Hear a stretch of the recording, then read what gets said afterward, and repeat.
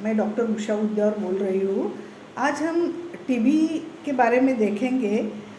Last session में हमने HIV with TB देखा। आज हम टीबी जनरल पब्लिक में भी कैसे होता है और HIV में क्या उसका करेक्शन है वो तो देखा ही है हमने, लेकिन ये इसमें स्पेसिफिकली प्रिकॉशंस क्या करेंगे और उसका स्प्रेड कैसे होता है।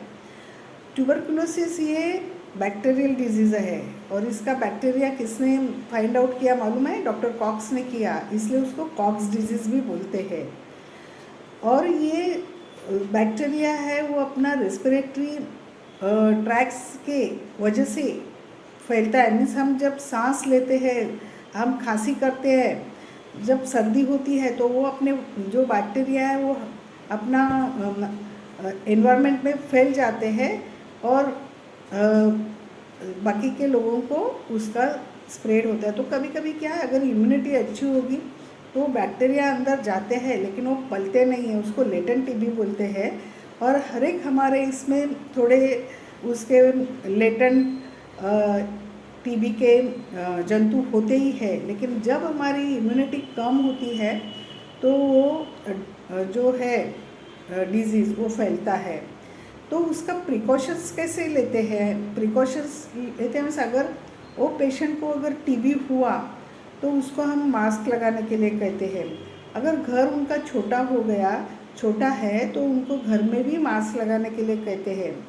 और दूसरा, अगर उनका खांसी जो आता है टीबी में वो बलगम भरा खांसी आता है तो जो अगर वो बलगम निकालता है तो उसको हम बोलते हैं कि इधर उधर मत फेंकिए, क्योंकि एक उसमें बर्तन में डिब्बा जो है अपना प्लास्टिक का डिब्बा, उसमें हाइपोक्लोराइड सॉल्यूशन डाल के उसमें डालने के लिए कहते हैं। और वो फिर वॉशरूम में जो अपना टॉयलेट होता है उसमें डालने के लिए बोलते हैं और फ्लश करने के लिए बोलते हैं। इससे क्या होता है, वो बाकी के लोगों को उसका बैक्टीरिया फैलता नहीं है। तीसरा, अगर उनको हम बोलते हैं अगर कभी भी आपको खांसी आई तो रुमाल लीजिए, नहीं तो ऐसा मुँह कीजिए, तो उससे क्या होता है वो वही साइड में रुक जाता है उसका प्रसार, बाकी एनवायरनमेंट में नहीं जाता है।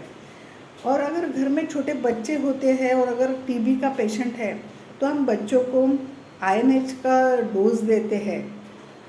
तो ये छोटे छोटे जो हम प्रिकॉशंस करते हैं वो बहुत ज़रूरी है। उसके साथ वो टीबी पेशेंट के लिए हम अच्छा खाना 2 एग्स हर रोज़ उबाले हुए खाने के लिए बोलते हैं, उससे वो उसका इम्यूनिटी बढ़ता है। तो दोस्तों, ये छोटी छोटी टिप्स टीबी पेशेंट के लिए बहुत ही मायने रखती है और मुझे लगता है आज के दिन इतना ही काफ़ी है। धन्यवाद। अगर आपको ये अच्छा लगा तो प्लीज़ लाइक शेयर कीजिए।